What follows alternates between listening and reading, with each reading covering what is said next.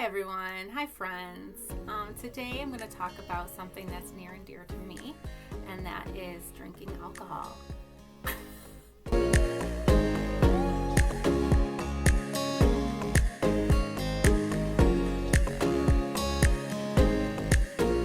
I've been sober for 11 years, and I have a lot of experience helping people in the beginning of their sobriety journey.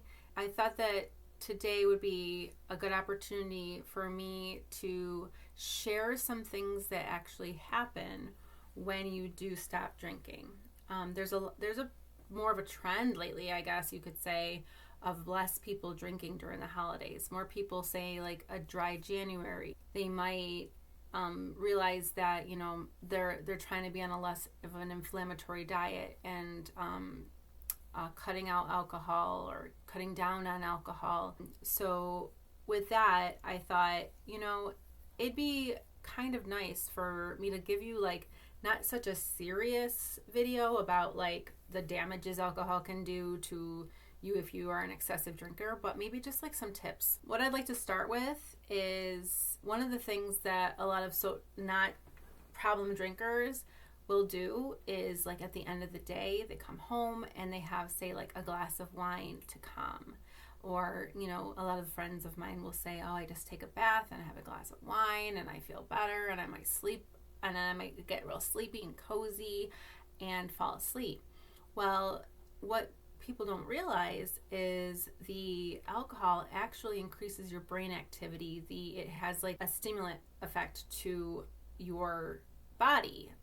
Even though it's a depressant, and we all know that alcohol is a depressant, it stimulates your brain. It gives you an extra boost, your senses, your five senses. Yeah.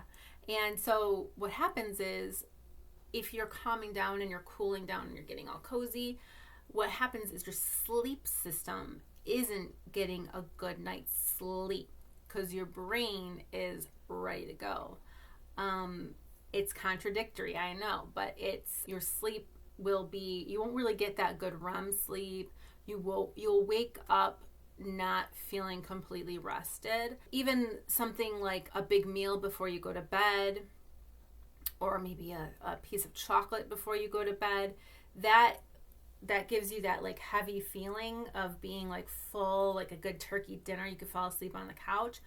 But because your body is really working to you do your digestive system, your brain isn't really resting. So having a glass of wine or a big meal before going to sleep, it's not going to give you the kind of rest that you want for your next day. So that's one little thing that is a really good like motivator to say, I don't want to have a glass of wine because tomorrow morning I won't feel as good as if I maybe have a glass of water or tea. A nice sleepy time tea without caffeine in it, can really relax you and put you in a better night's sleep. Another thing that I wanted to touch on is that the senses, like I said before, when you are drinking alcohol, even just a glass of wine or two, you'll probably notice that, say a holiday party, you have a couple of drinks and you walk outside and all of the lights are a little bit brighter and the snow and the air is a little bit crisper. And that's because alcohol increases our senses, our sense of smell, our sense of taste, our sense of sight. All of our senses are hypered. So what ends up happening too, on the other side, like I said, your sense of taste is like really magnified.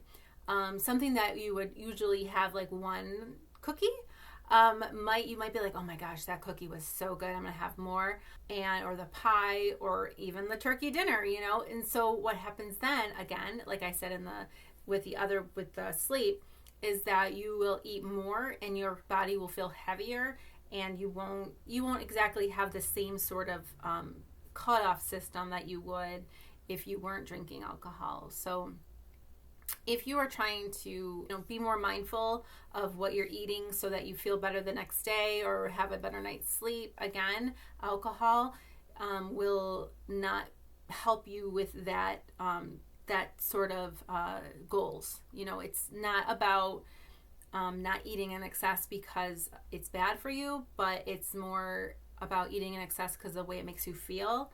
You don't want to feel heavy. You want to feel light and happy and strong and rested and all of that during the holiday season so you can enjoy it to the best of your ability. Another thing that I thought would be a nice talker is that you don't want to be a party pooper. What do we usually bring to a dinner party? A glass of wine or a bottle of wine, or something like that. If you don't want to bring a bottle of wine because you decided to cut off drinking during the holidays, make sure that you still bring something. Bring like a box of chocolates or something maybe a little bit more healthy, something that is a gift still. You do not want to be a party pooper. You don't want to show up and be like, you guys shouldn't be drinking because I'm not drinking, because that's not fun. Nobody wants that. And I'm talking about, I'm an alcoholic. I am in recovery, okay? I don't know. I don't want you to make the mistakes that I made with like the higher than thou, like, oh, I'm not drinking. You shouldn't be drinking either. Not cool. So don't do that.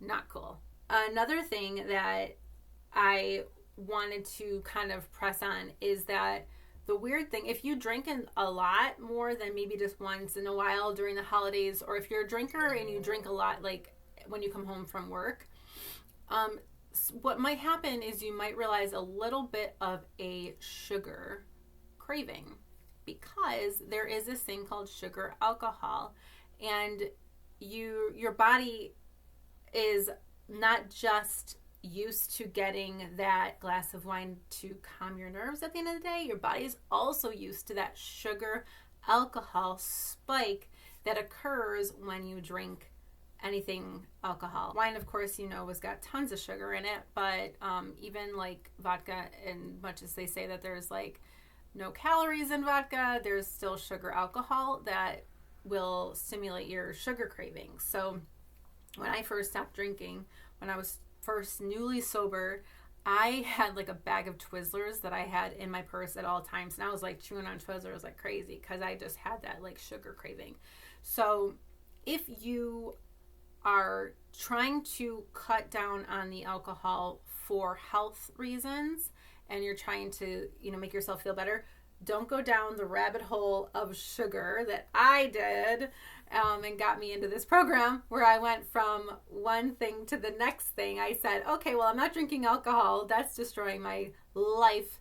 I'm just going to eat sugar to fill that void, which then years later got me into the Dana Lee Project, which helped me deal with my feelings and not stuffing down my feelings with food. So one to the next sometimes happens. And it was my journey, and I'm really glad that I went that way, because my drinking was bad. It was not, there wasn't going to be like, no, like, oh, I'm going to stop drinking and I'm going to be more healthy. And no.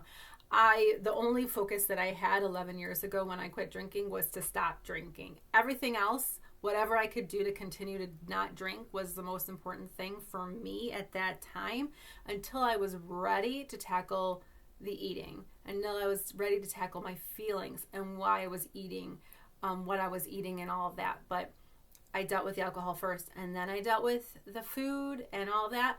But since your journey in this context is about healthy lifestyle and trying to get the best out of your body, I would say be prepared to see that happen. If you are used to coming home at the end of the day and having a glass of wine to take the edge off, the edge is going to be there still. So I highly recommend something like going to the gym, working out with Dana, getting a meditation tape. I love my go-to is a hot bath. Hot bath really calms my nerves and calms me down. Not a really big tea drinker, but I know a lot of my friends drink tea to really calm their mood down. I don't know if I said meditating, yoga. Just have that in your back pocket. Also, with the sugar cravings, having something a little bit sweeter that isn't going to make you feel wired. So no chocolate or Twizzlers, obviously, or hard candies. I would say, like, if you like fruit, get like your favorite fruit, get your favorite little snack like that. don't stop yourself. Don't feel bad because you have the sugar craving. Just go, oh, this is what's going on. It's a little bit of a sugar craving because I took out that sugar and now my body's like, hey, where's that sugar? Don't beat yourself up about it. Feed that craving with something that is, like I said, like a fruit or even like a sweet tea. Have those things prepared for yourself. Two more things I want to touch on. One thing that you'll realize too is if you are used to drinking is that if you're drinking more tea or more water instead of the alcohol, your skin will brighten. If you have an acne issue, your acne will really lighten down because that is a inflammatory. So any kind of alcohol is an inflammatory. So if you have joint pain, acne, anything like that, your puffiness will go down. Again, like I said, the sleeping is going to be way better and your skin was going to look brighter. Your joints aren't going to hurt as much because that puffiness will go down. And if you're drinking water instead of alcohol or tea instead of alcohol, that too is going to really help with any kind of inflammation that you have in your skin. A lot of people will say, oh my gosh, my skin is just so bright and vibrant. Well, that's because not only is it an inflammatory, but it's also a diuretic, which will it'll make you lose a lot of the water that you're drinking. So it makes your skin drier and all of that too, and your joints drier and all of that too. So it'll really help you with those kinds of pains.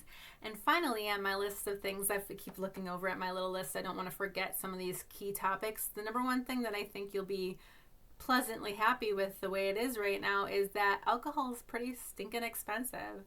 And not having that, a thing of tea, hot tea or whatever, instead of a bottle of wine, you're going to save a lot of money. Water too, if you have like a Brita and you just keep on giving yourself that water, couple of lemons in that water, something like that, it's going to make you feel so much better. You're going to feel so good really quickly. Within one night, you'll wake up like, woo. And I hope this helped you, motivates you, gives you a little bit of a boost. And that's it. So we'll see you next time.